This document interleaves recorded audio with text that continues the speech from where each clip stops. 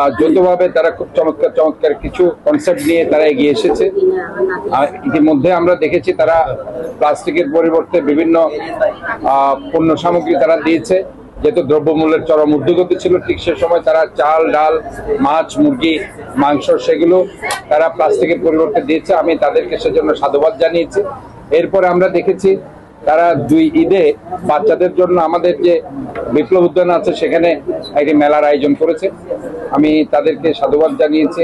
এবং আজকে আমরা দেখতে পাচ্ছি যে মানুষের যেটা মৌলিক অধিকার স্বাস্থ্য, এটা ফান্ডামেন্টাল রাইটের মধ্যে অন্যতম একটা বিশাল রাইট, যেটা আমরা হয়তো বা ফুলফিল করতে পারছি না। আমরা অনেক চেষ্টা করছি ঘরে ঘরে স্বাস্থ্যসেবা, ঘরদোড়ায় স্বাস্থ্যসেবা পৌঁছে দেওয়ার জন্য। আজকে তারা যে প্লাস্টিকের পরিবর্তে তাদেরকে যে রোগীদেরকে সেবা দিয়ে যাচ্ছে, সেটা একটা অনন্য নজির চট্টগ্রাম দ্বারা স্থাপন করেছে। আমি তাদেরকে জন্য সাধুবাদ জানাচ্ছি। আমরা মনে করি এই ব্যাপারে তাদের প্রচুর ওষুধেরও দরকার আছে এবং তাদের রোগীদের যে সেবা তারা আজকে এই প্লাস্টিকের পরিবর্তে তারা বিনামূল্যে সেবা দিয়ে যাচ্ছে।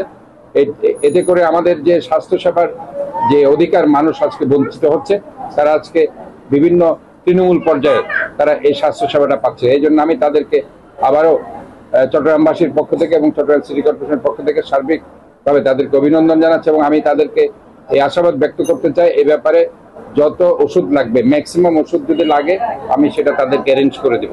আমি এই ব্যাপারে তাদেরকে আশাবাদ ব্যক্ত করছি।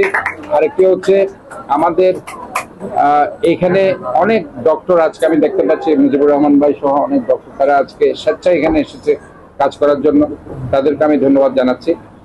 আর আমরা মনে করি আমাদের মূল সমস্যা চট্টগ্রামে আজকে বর্জ্য সমস্যা। আমরা যে প্লাস্টিক যেহেতু নন পেরিশেবল একটা ওয়েস্ট প্রোডাক্ট, যেটা সহজে পচে না, গলে না, কাজে আজকে যে প্লাস্টিকটা আমরা যদি শহর থেকে সরিয়ে নিতে পারি, এটাকে আমরা যদি রিসাইক্লিং করে সেটাকে অন্য মানুষের উপযোগী কিছু পণ্য আমরা দিতে পারি, তাহলে সেটা আমাদের জন্য খুবই ভালো হবে। পরিবেশ দূষণ থেকে আমরা রক্ষা করতে পারবো এই শহরকে। পাশাপাশি জলাবদ্ধতা আমাদের যে মূল সমস্যা, সেই সমস্যা থেকে আমরা জনগণকে রক্ষা করতে পারবো।